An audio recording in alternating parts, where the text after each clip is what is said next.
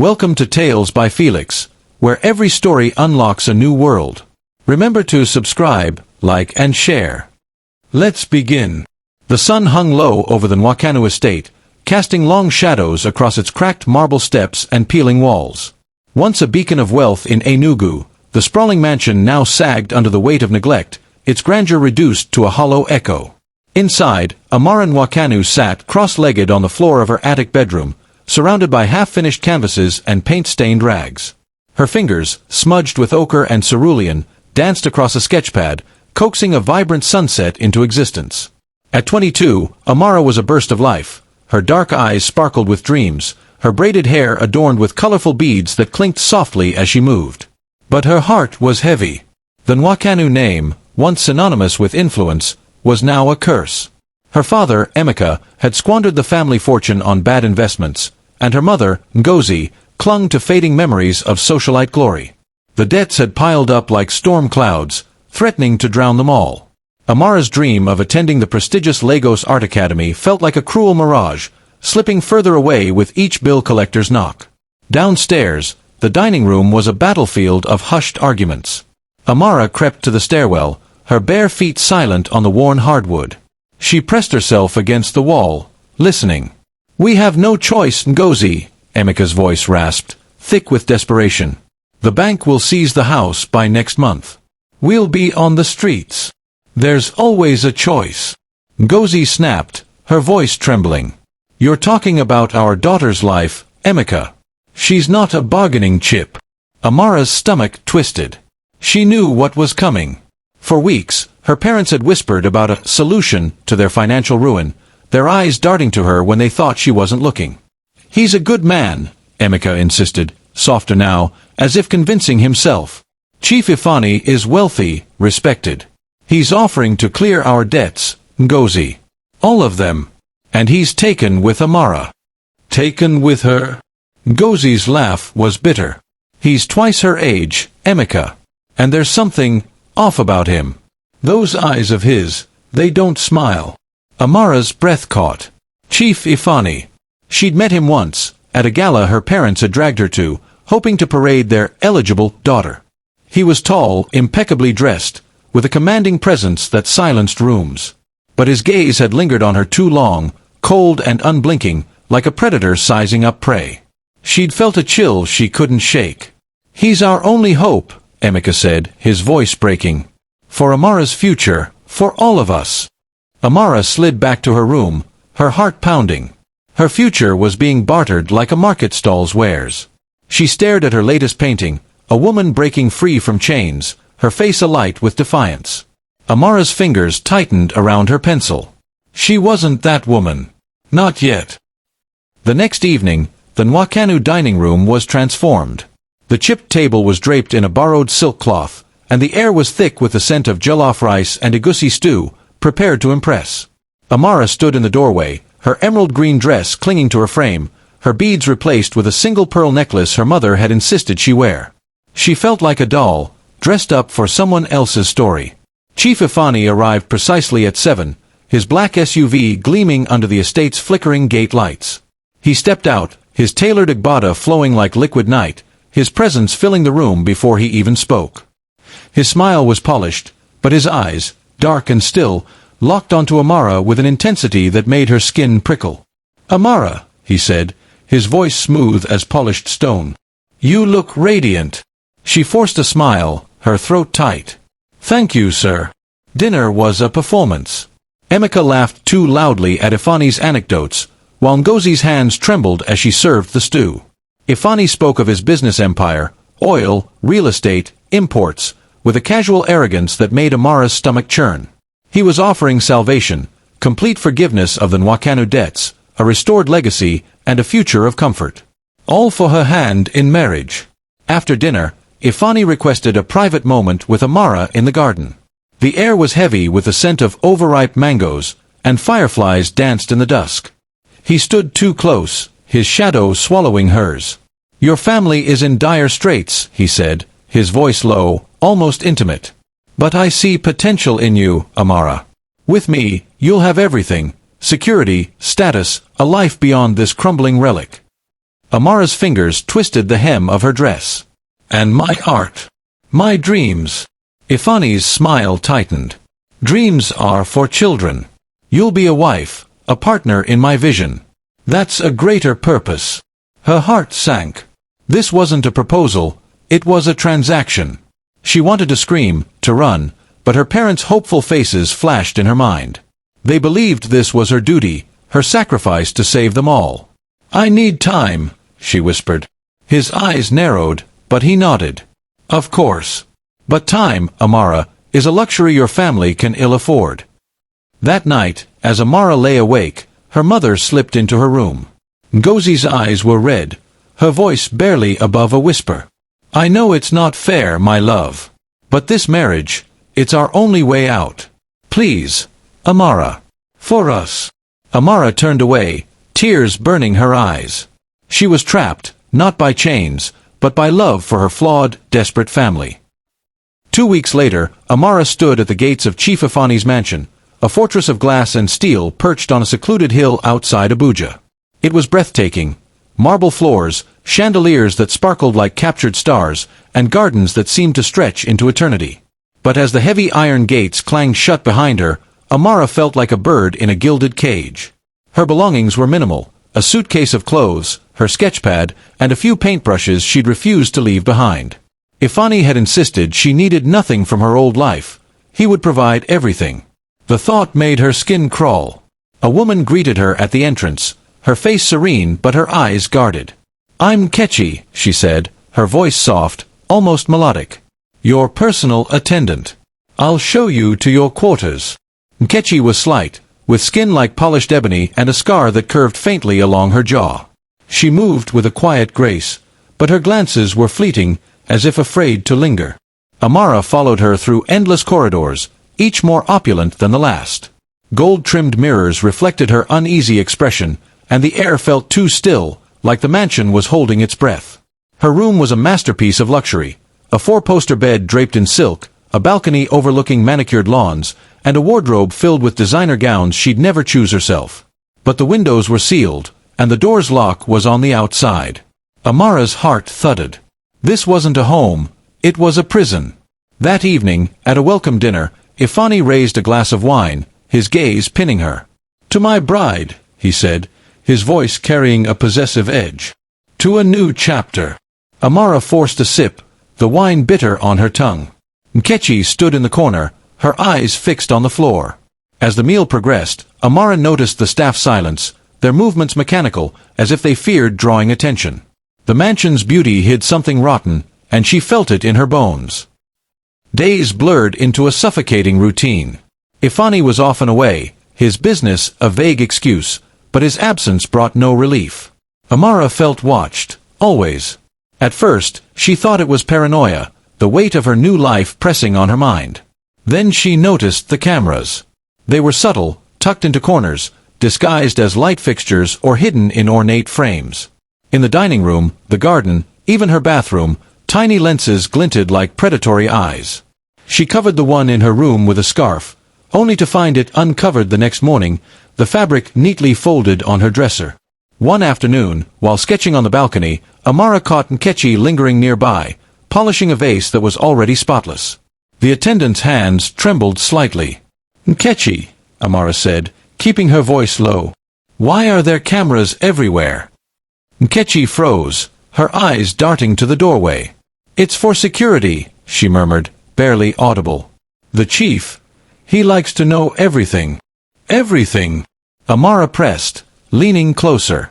"Even what I do in my room?" Nkechi's scar seemed to pulse in the sunlight. "You should be careful what you ask," she whispered. "Some questions have dangerous answers." Before Amara could respond, a shadow moved in the hallway, a groundskeeper, or so she thought. Nkechi scurried away, leaving Amara alone with her racing thoughts. That night, she lay awake, the mansion's silence oppressive. A faint hum, like a distant machine, vibrated through the walls. She pressed her ear to the floor, but it stopped abruptly, replaced by the sound of her own heartbeat. The next morning, Ifani summoned her to his study. He sat behind a mahogany desk, his fingers steepled, his eyes unreadable. "You seem unsettled, Amara," he said, his tone almost mocking. "Is my home not to your liking?" "It's overwhelming," she said carefully. "I'm not used to being watched." His smile was a blade. "Protection requires vigilance. You'll understand in time." As she left, she noticed a small, blinking red light in the corner of the room. She wasn't just being watched, she was being hunted. Amara's days grew darker, her spirit caged by Ifani's tightening grip. He began to dictate her schedule, what she wore, what she ate, even how she spent her hours. Her sketchpad, once her lifeline, was dismissed as childish. One evening, he found her sketching in the garden, a portrait of a woman with wings breaking free from a cage. "What is this nonsense?" he snapped, snatching the pad.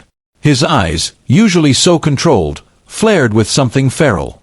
"You are my wife, Amara. Not some bohemian dreamer." "I'm not your wife yet," she said, her voice shaking but defiant. "And my art is who I am."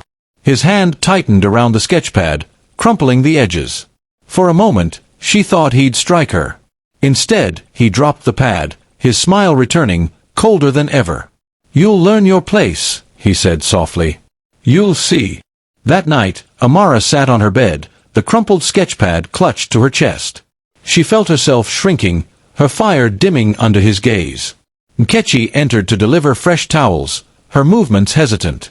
"Nkechi," Amara whispered, glancing at the covered camera. "Why do you stay here? You're scared of him too, aren't you?" Nkechi's eyes widened, and she shook her head. "Don't," she hissed. "You don't know what he's capable of." "Tell me," Amara pleaded, grabbing her arm. "Please. I can't live like this." Nkechi pulled away, her scar stark against her pale expression. "I've said too much already," she muttered, fleeing the room. Amara sank onto the bed, her mind racing. Ifani's charm was a mask, and beneath it lay something monstrous. She thought of the locked library she glimpsed in the east wing, its heavy doors carved with strange, spiraling symbols. Ifani had forbidden her from entering, his voice sharp with warning. Whatever he was hiding, it was behind those doors. As midnight struck, Amara made a decision. She couldn't wait for answers to find her, she'd have to seek them out. Slipping into a dark shawl, she crept into the hallway, her heart pounding like a war drum. The mansion was a labyrinth of shadows, but she was done being prey. Amara's footsteps echoed faintly in the cavernous east wing of Chief Ifani's mansion, a place where the air felt heavier, as if saturated with secrets. The locked library loomed at the end of the corridor, its double doors carved with intricate, spiraling symbols that seemed to writhe in the dim light of a single chandelier. She'd seen those doors only once before, when Ifani had caught her lingering nearby. His voice had been sharp, almost panicked. "That room is private, Amara. Never go near it." The warning only fueled her curiosity, a burning need to uncover what he guarded so fiercely. She stood before the doors now, her heart hammering. The mansion was silent, save for the distant hum she'd heard before, a low, unnatural vibration that seemed to pulse from within the library. Her fingers brushed the cold brass handles, locked as expected. She pulled a hairpin from her braids, a trick she'd learned as a child sneaking into her father's study. Kneeling, she worked the lock, her hands trembling. The pin slipped twice, clinking against the metal, each sound deafening in the stillness. "Come on," she whispered, her breath hitching. The lock clicked, and the doors groaned open, revealing a cavernous room that smelled of old leather and something metallic, like blood. Moonlight streamed through a single, high window, illuminating shelves that stretched to the ceiling. But these weren't ordinary books. The spines were unmarked, bound in strange leathery material that made her skin crawl.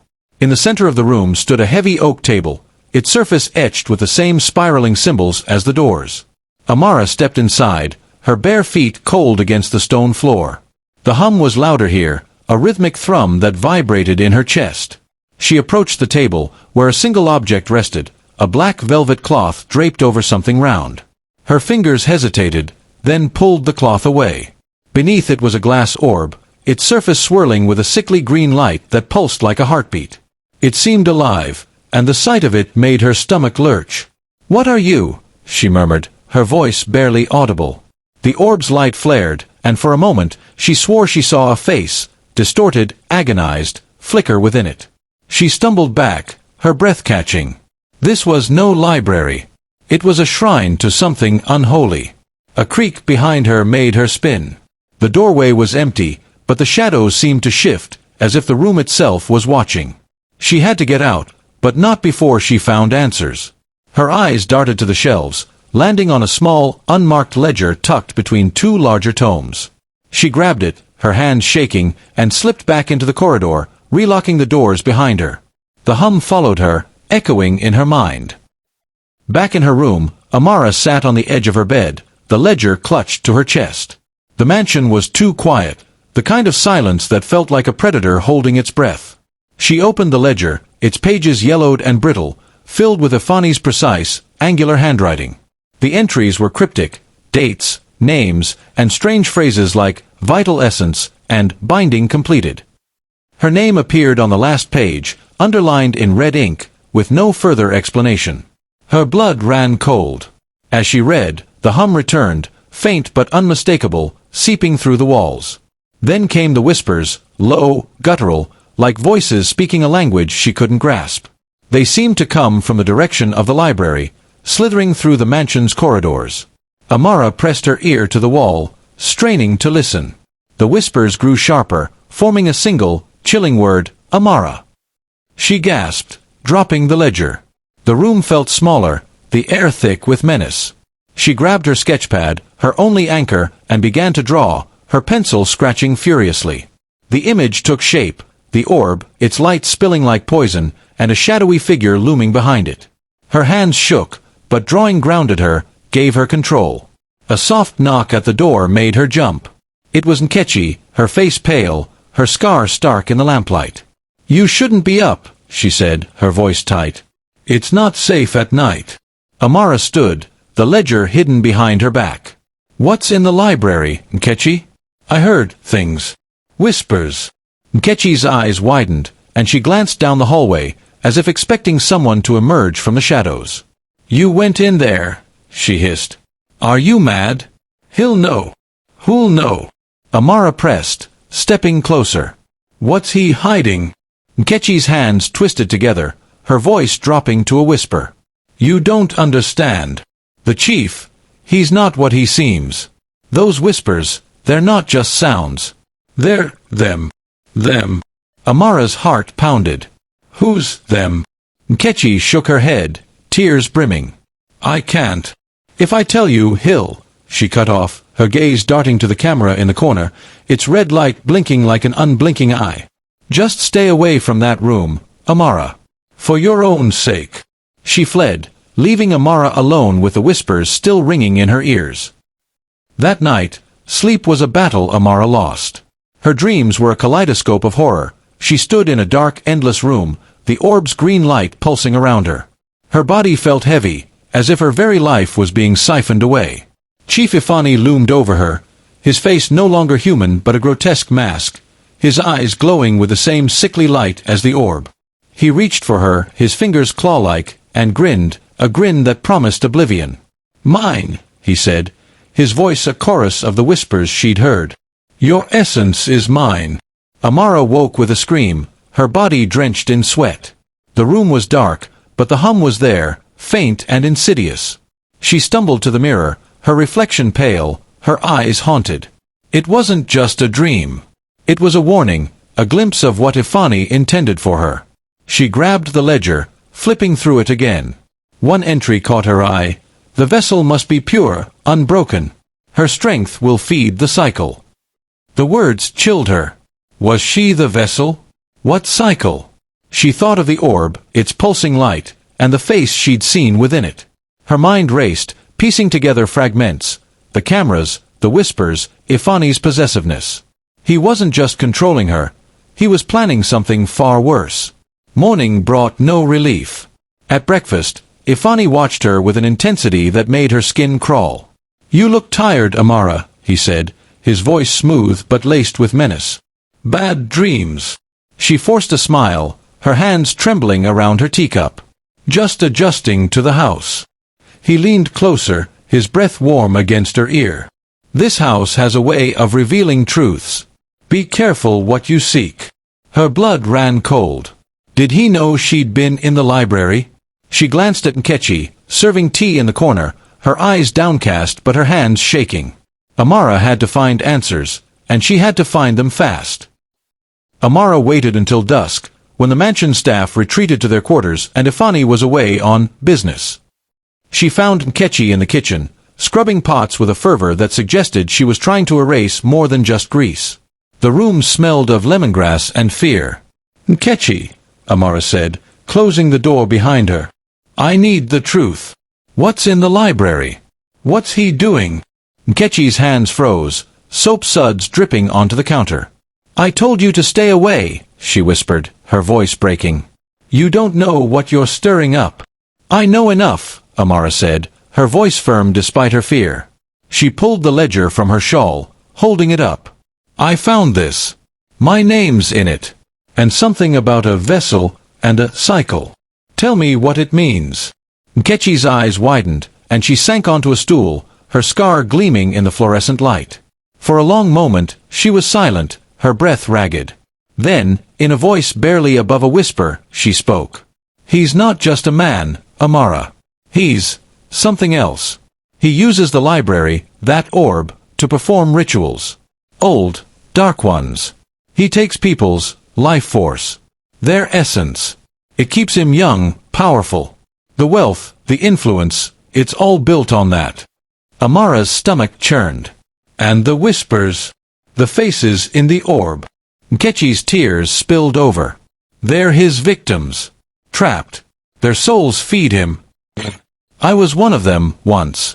An attendee for his ceremonies. I survived because I obeyed, but I'm still bound to him. We all are." Amara's knees buckled, and she gripped the counter. "And me? What does he want with me?" Nkechi looked away, her voice a broken whisper. "You're the next one. The perfect vessel. Your strength, your spirit, it's what he craves most." Amara's vision blurred with tears and rage. She wasn't just a bride, she was a sacrifice. "Why didn't you warn me?" she demanded, her voice rising. "I tried," Nkechi sobbed. "But he sees everything. If I betray him, he'll take what's left of me. I'm sorry, Amara. I'm so sorry." The kitchen door creaked, and both women froze. It was just the wind, but the fear lingered. Amara grabbed Nkechi's hand. "Help me," she whispered. "There has to be a way out." Nkechi hesitated, then nodded, her eyes haunted but resolute. "There's a way. But it's dangerous." Nkechi led Amara through the mansion's underbelly, a maze of narrow, dusty corridors used by servants in decades past. The air was stale, thick with the scent of mold and forgotten things. A single candle flickered in Nkechi's hand, casting shadows that danced like specters on the walls. Amara's heart pounded, the ledger tucked inside her dress, its weight a reminder of the truth she carried. "This passage leads to the library," Nkechi whispered, her voice barely audible over the creak of the floorboards. "It's old, forgotten. Even the cameras don't reach here. But if he catches us—" "He won't," Amara said, her voice steadier than she felt. She had to believe it. The alternative was unthinkable. They reached a narrow door, its wood warped and splintered. Nkechi pressed her ear against it, listening for any sign of life. Satisfied, she pushed it open, revealing the library's shadowed interior. The orb still pulsed on the table, its light casting eerie patterns across the walls. Amara's skin prickled, the whispers returning, louder now, calling her name. "Why show me this now?" Amara asked, turning to Nkechi. "What's changed?" Nkechi's eyes glistened with tears. "I see you fighting, Amara. You're not like the others. You're alive. I can't let him take that from you. Not if I can help it." Amara squeezed her hand, a silent thank you. She stepped toward the orb, its light drawing her like a moth to flame. The whispers grew frantic, a cacophony of voices pleading, warning. She reached out, her fingers hovering over the glass, when a sudden chill swept through the room. The candle flickered out, plunging them into darkness. "Amara," Nkechi hissed.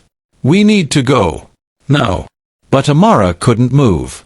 The orb's light flared, and in its depths, she saw her own face, twisted in agony. Her scream was cut short by the sound of heavy footsteps approaching the library doors. The library's air was thick with the stench of decay, a sour tang that clung to Amara's throat as she stood frozen, the orb's sickly green light pulsing before her. Nkechi's candle had gone out, and the darkness seemed to breathe, pressing against her skin.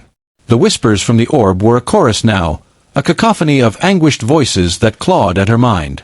Her own face, twisted in agony, still lingered in the orb's depths, a haunting prophecy of what awaited her. She stumbled back, her eyes darting to the center of the room. The oak table wasn't just a table, it was an altar, its surface carved with spiraling symbols that glowed faintly, as if alive. Surrounding it were shelves, not of books, but of glass jars, dozens of them, lined up like grotesque trophies. Each jar held something organic, suspended in a viscous amber fluid, shapes that looked disturbingly human, a heart, a lung, a coiled mass of tissue. Amara's stomach churned, bile rising in her throat.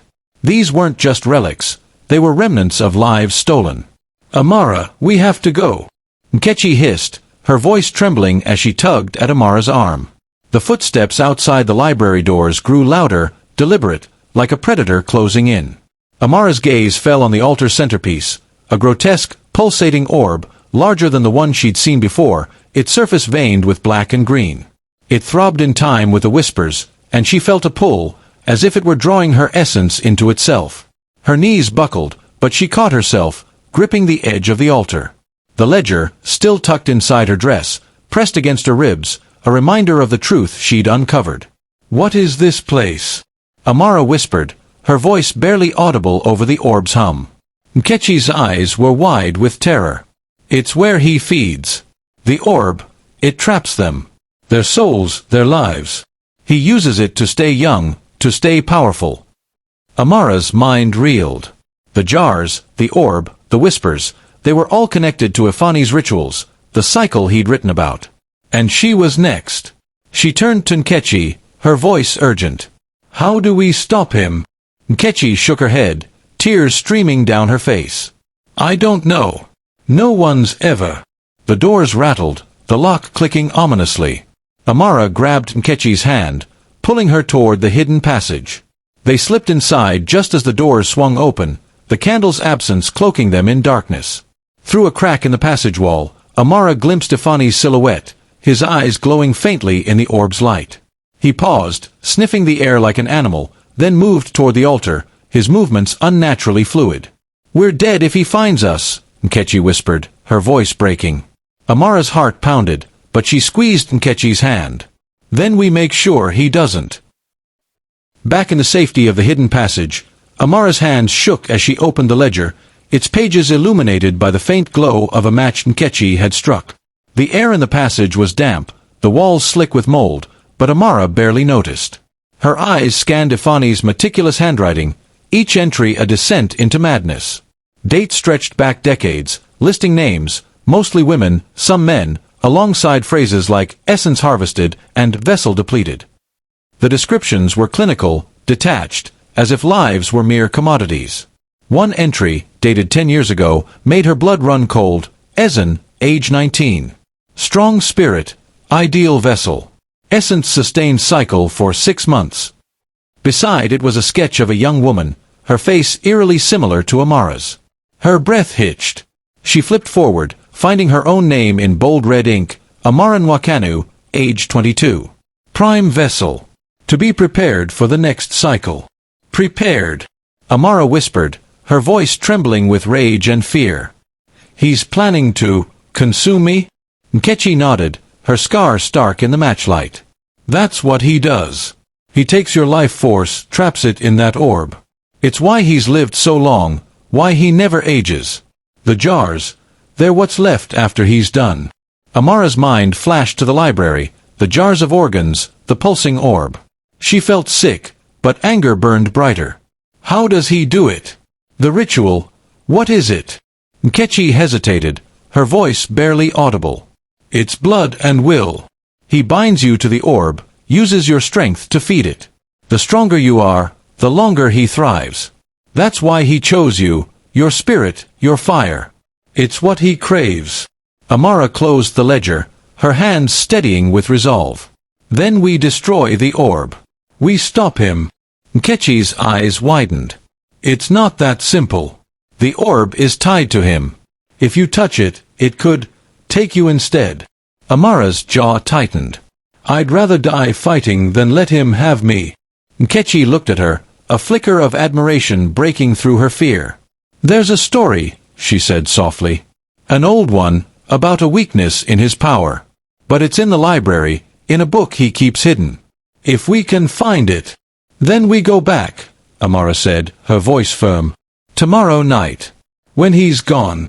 The match flickered out, plunging them into darkness. The whispers followed them, faint but persistent, as if the orb knew they were plotting against it. The next day, Amara sat in the mansion's sunlit parlor, her hands folded to hide their trembling. Ifani was away, but his presence lingered in the cameras, the staff's averted gazes, the oppressive silence. She'd hidden the ledger under her mattress, but its words haunted her. One detail gnawed at her most, a page listing offerings with a Nwakannu family crest scrawled beside it, alongside her parents' names, Emeka and Ngozi, and dates that matched their financial ruin. She couldn't shake the thought. Had her parents known? Had they sold her to Ifani, not just for money, but as part of his ritual? The betrayal cut deeper than fear.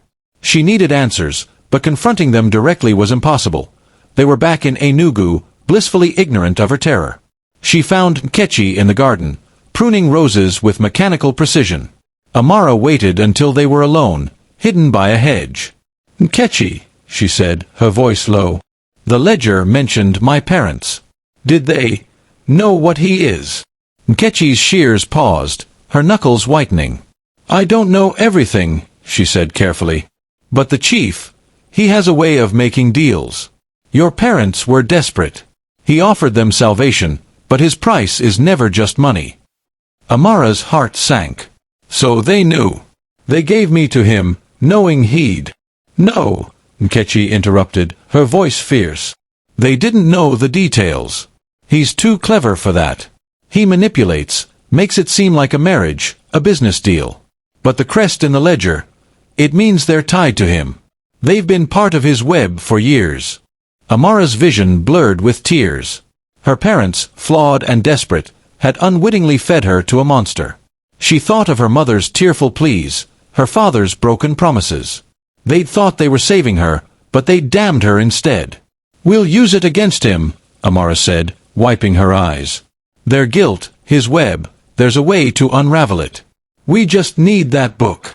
Nkechi nodded, her expression grim. Tonight, then. But if he catches us there, system, we die. Amara's heart pounded, her resolve hardening. We won't let him. The stakes were higher than ever, and the hidden book in the library was their only hope. They agreed to meet at midnight, when the mansion's watchful eyes would be at their weakest. The clock struck midnight, and the mansion was a tomb of shadows. Amara and Nkechi crept through the hidden passage, the air thick with dust and dread. The library doors loomed ahead, the carved symbols glowing faintly in the dark. Amara's hairpin worked the lock again, her hands steadier this time, fueled by desperation. They slipped inside, the orb's green light casting an eerie glow over the altar and jars. Nkechi pointed to a high shelf, where a small, leather-bound book was tucked behind a row of jars. Amara climbed the shelves, her fingers brushing the leathery spines, her skin crawling at their unnatural texture. She grabbed the book, its cover unmarked but heavy with age. As she opened it, the pages revealed ancient rituals, diagrams of the orb, and a single phrase that burned into her mind, the cycle breaks with selfless sacrifice. Before she could read more, the doors burst open. Chief Ifani stood in the doorway, his eyes glowing with the orb's sickly light, his face a mask of rage. You dare betray me, he roared, his voice echoing with unnatural power. Amara clutched the book, her heart racing. You're the monster, she spat. I know what you are. His smile was a predator's grin. And you think you can stop me? Your essence will be mine, Amara. It's already begun. Nkechi threw herself at Ifani, a desperate scream tearing from her throat. Run! She cried, tackling him to the ground. His strength was inhuman, and he flung her aside, but the distraction gave Amara a chance. She sprinted for the passage, the book in hand, as Ifani's roar shook the walls. She ran through the corridors, her bare feet slapping against the cold stone. The mansion seemed to twist around her, the walls alive with whispers. She burst through a side door into the night, the forest beyond the mansion swallowing her whole. Behind her, the air crackled with dark energy, and she knew Ifani was coming. The forest was a labyrinth of shadows, the trees clawing at the sky like skeletal fingers. Amara ran blindly, branches tearing at her skin, the book clutched to her chest. The air was alive with unnatural sounds, howls that weren't animal, footsteps that echoed too loudly. Ifani's spectral hounds, conjured by his dark rituals, were hunting her. She stumbled over roots, her breath ragged, the whispers from the orb still ringing in her ears. The forest seemed to close in, the trees bending unnaturally, as if under his command. A chilling howl split the air, and she glimpsed glowing eyes in the darkness, shadowy shapes with jagged teeth, their forms flickering like smoke. Amara! Ifani's voice boomed, impossibly close, laced with a power that made her bones ache. You cannot escape your fate. Her legs burned, but she pushed forward, the book her only weapon. The phrase echoed in her mind, selfless sacrifice. Was it her death? Or something else? She had no time to think. A hound lunged from the shadows, its claws grazing her arm, drawing blood. She screamed, stumbling into a clearing where a small, ancient shrine stood, its stone altar covered in moss. The hounds circled, their eyes glowing with the orb's light, but they didn't approach. Amara collapsed against the altar, her chest heaving. The shrine pulsed with a faint, warm energy, a stark contrast to the orb's malevolence. She opened the book, her fingers trembling, and found a passage about a counter-ritual, a way to break the orb's power with a heart untainted by greed. The hounds howled, closer now, and Ifani's shadow loomed at the edge of the clearing. Amara clutched the book, her resolve hardening. She wasn't just running for her life, she was fighting for every soul he'd stolen. And she would not let him win. Amara's lungs burned as she crouched behind the moss-covered stone altar in the ancient shrine, the book of rituals clutched to her chest. The forest was alive with menace. Spectral hounds circled the clearing, their glowing eyes slicing through the darkness, their howls a chorus of hunger. Chief Ifani's shadow loomed at the edge of the trees, his presence a suffocating weight. The shrine, however, pulsed with a faint, warm energy, like a heartbeat, holding the hounds at bay. Amara's skin prickled with hope, fragile but fierce. The shrine was small, its stone walls weathered and carved with faded symbols that mirrored those in the library but felt protective rather than sinister.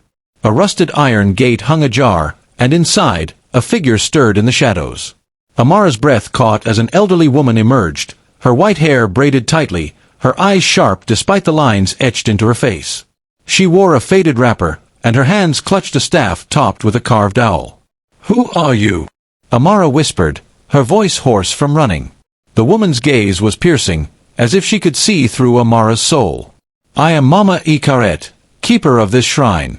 And you, child, are running from a darkness I know well." Amara glanced at the hounds, their forms flickering like smoke. "He's coming for me. Chief Ifani. He's not human." Mama Ikaret's eyes narrowed. "Ifani Okoye. His evil has haunted these lands for too long." She gestured to the altar, where a small clay bowl held herbs and ash. "This shrine is sacred, protected by old magic. He cannot enter, not yet. But his hounds grow bolder."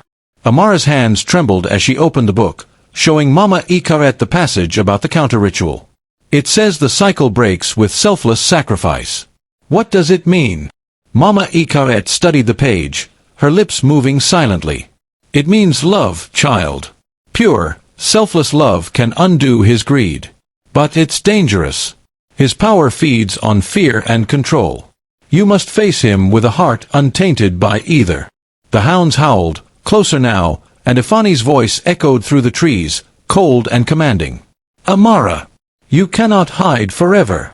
Mama Ikaret pressed a small amulet into Amara's hand, a carved stone warm to the touch.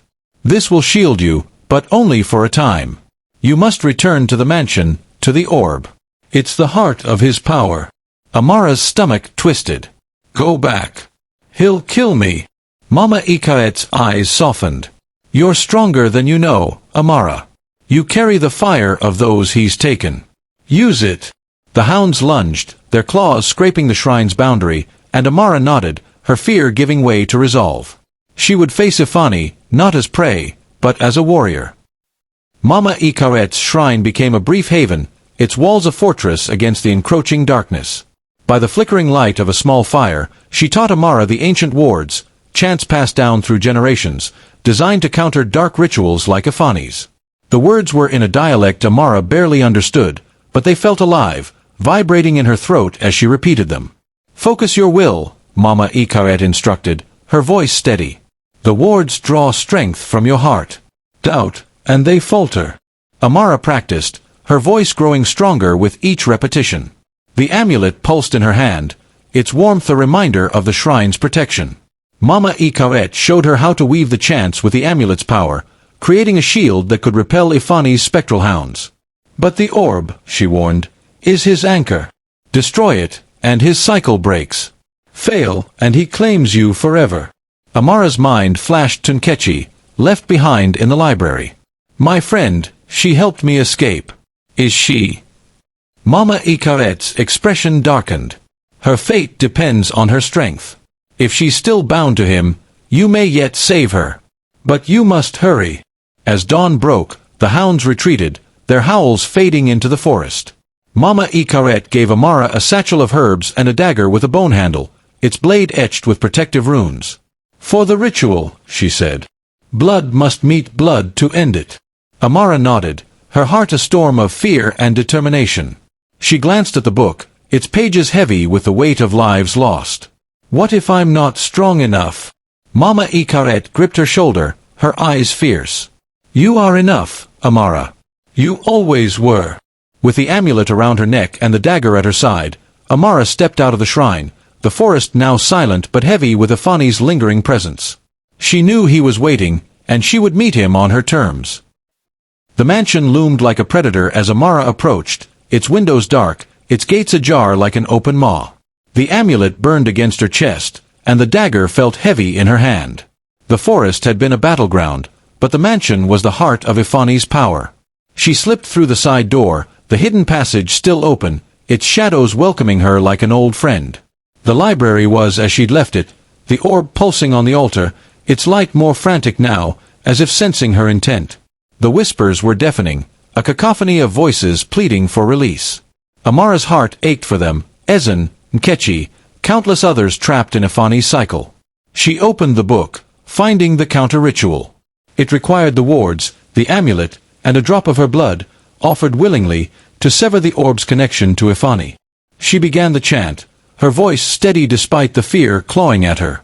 The amulet glowed, its light clashing with the orb's green haze. The doors burst open, and Ifani stormed in, his face a mask of fury and something inhuman. His skin rippled, his eyes glowed, and his voice was a growl. "You think you can defy me?"